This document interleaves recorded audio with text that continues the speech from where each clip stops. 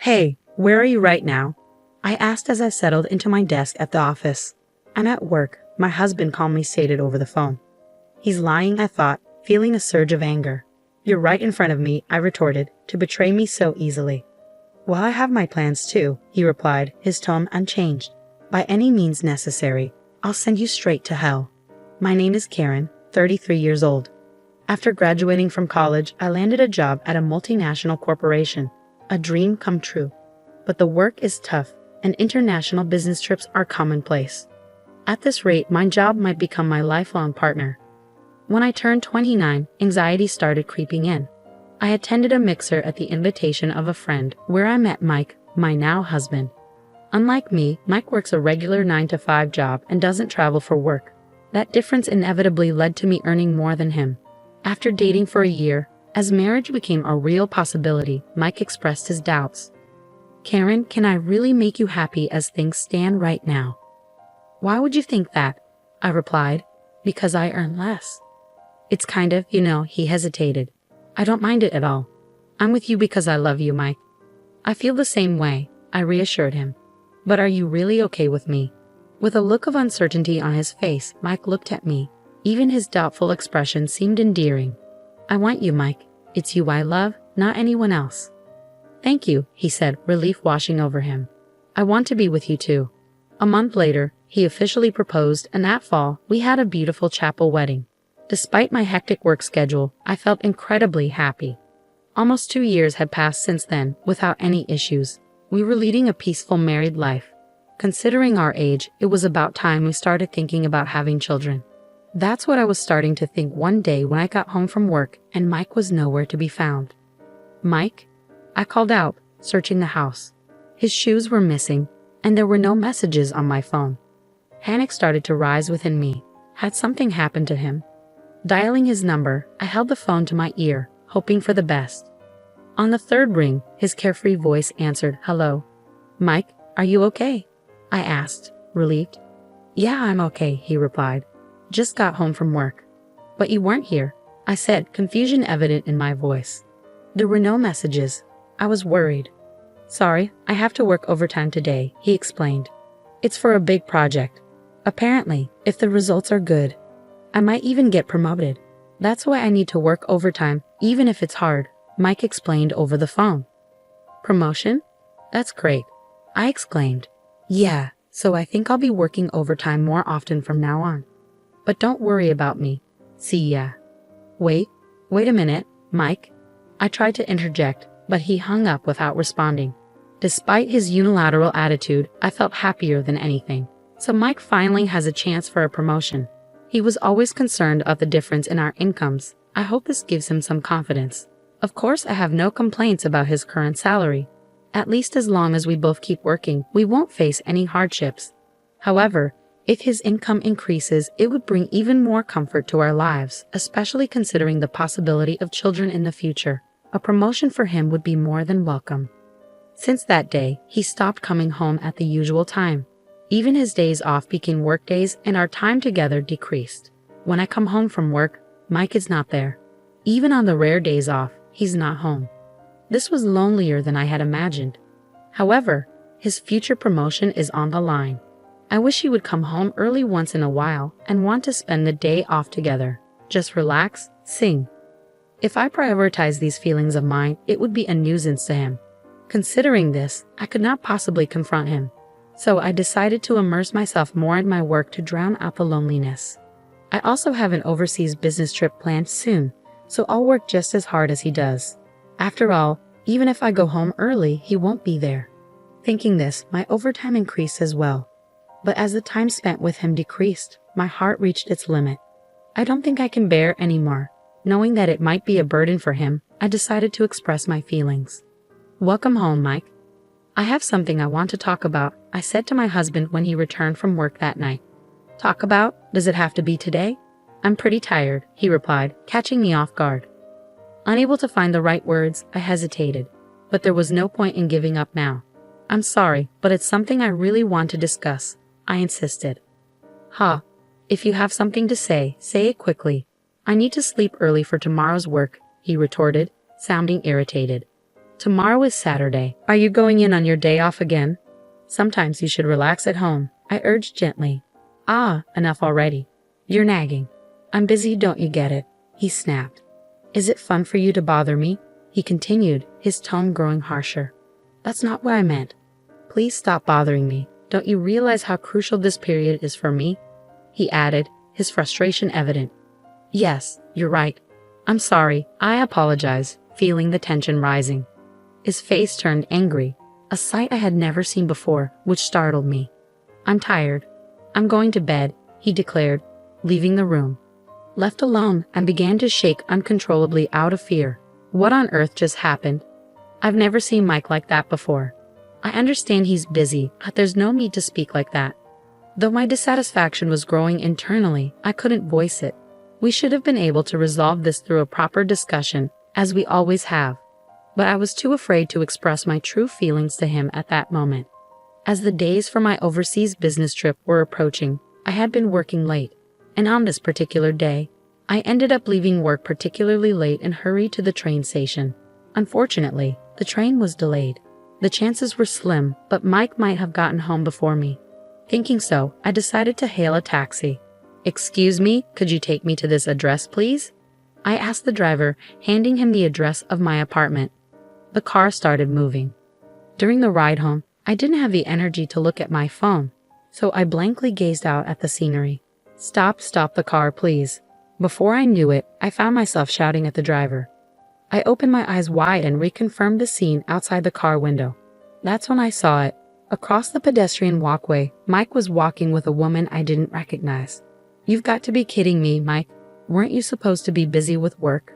Why are you here with another woman? Questions about my husband flooded my mind.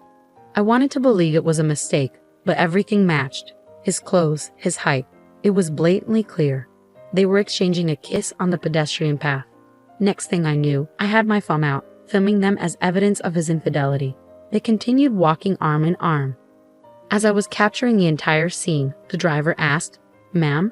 His voice snapped me back to reality, and I quickly stopped recording. When I arrived home, sure enough, Mike wasn't there yet. I called him, wanting to get the truth.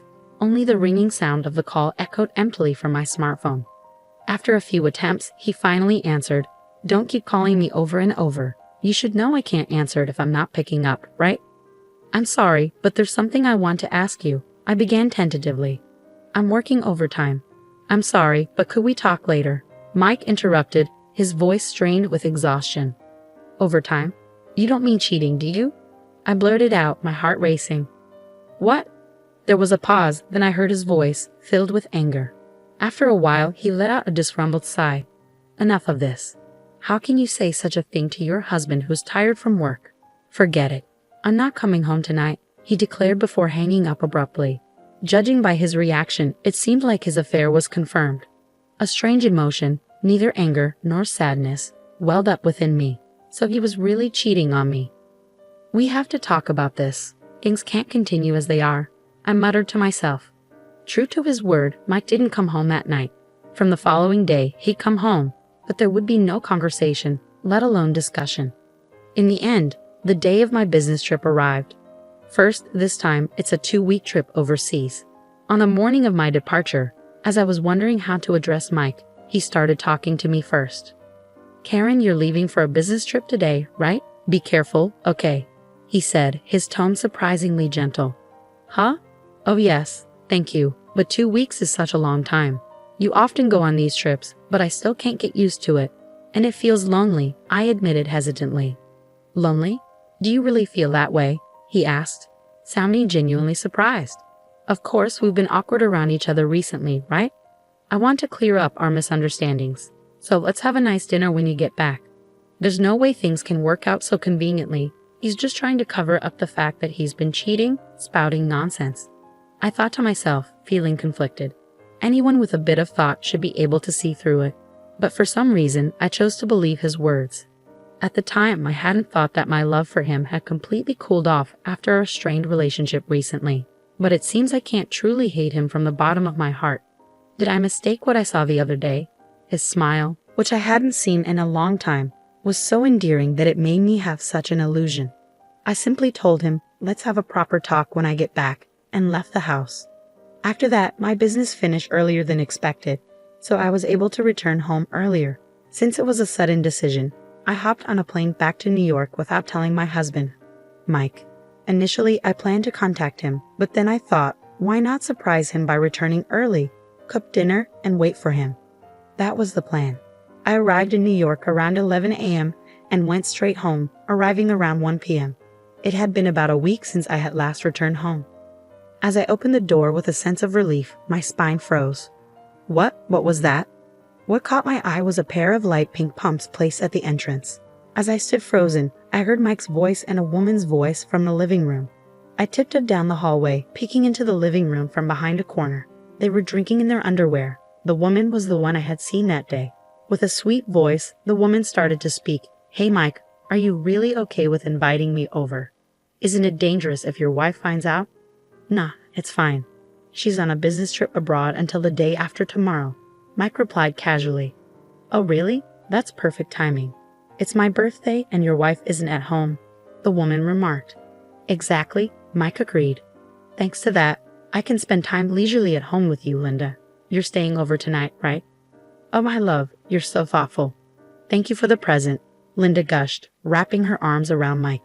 Mike's mistress, it seems, is named Linda. The two of them were hugging each other in their drunken state. This has to be a joke, just because. I earn more. Why can you do such a thing in the apartment that I rented under my name? While fighting nausea, I recorded the cheating scene with my smartphone. When things settled down, I tiptoed back to the entrance and left the apartment. Sweat poured out and my heartbeat pounded. Despite the situation, I was still believing in him somewhere. I wanted it to be a lie, yet the scene earlier wouldn't leave my mind. I can't continue as his wife anymore. Finally, I decided to resort to my last option. I dialed Mike's number and waited for him to answer. Answering my call with a casual hello, I made sure to speak with an air of urgency. Hey, where are you right now? Huh? I'm at work, of course. What time do you think it is? He replied. Yeah, I guess so. I'm sorry, but it seems like someone's home right now, I said, my voice trembling. Not quite grasping the situation, my husband's voice wavered as he stammered. What? What? Speaking to him, who was likely unaware of the reality, I wove in a bit of deception. So here's the thing. My trip got finished early, and I came back home. And when I got to the front door, I could hear someone talking inside. You mean to tell me you're standing outside our apartment right now? He questioned. Yes, that's right, Mike. What should I do? Should I go inside to check? I asked, hoping to lay a trap for him, seeing if he was in the middle of cheating at home, depending on his response. I hoped we could have a proper discussion and resolve things amicably. However, my expectations were dashed to the ground when in a loud voice, my husband blurted out, Could it be a burglar? Get out of there now. Leave that place immediately. In that moment, any lingering feelings I had for him vanished. So this is how easily you betray me, I thought. Rather than admitting or apologizing for the affair, he chose to continue hiding it in such a pathetic way. Just get to somewhere safe, he insisted before abruptly hanging up. Moments later, I called the police. Hello, is this the police? I think there's a burglar in my house. I can hear unfamiliar voices, I reported. Yes, thank you. I ended the call and stood waiting. 2 police officers arrived a few minutes later. I repeated the circumstances to them, and we proceeded to my apartment together.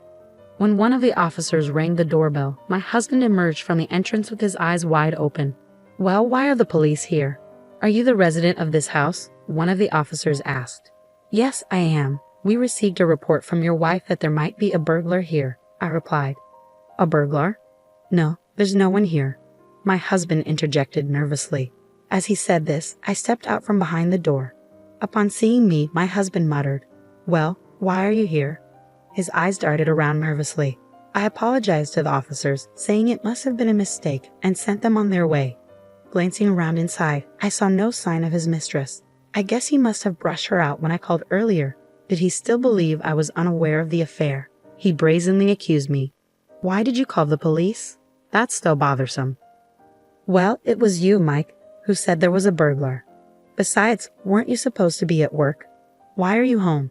That is, never mind. Just look at this, I said, pulling up my phone and presenting him with a video of him, his face drained of color as he watched. This is not what it looks like, Karen. This is, he began, but I cut him off. You're not seriously going to make excuses now, are you? I interrupted.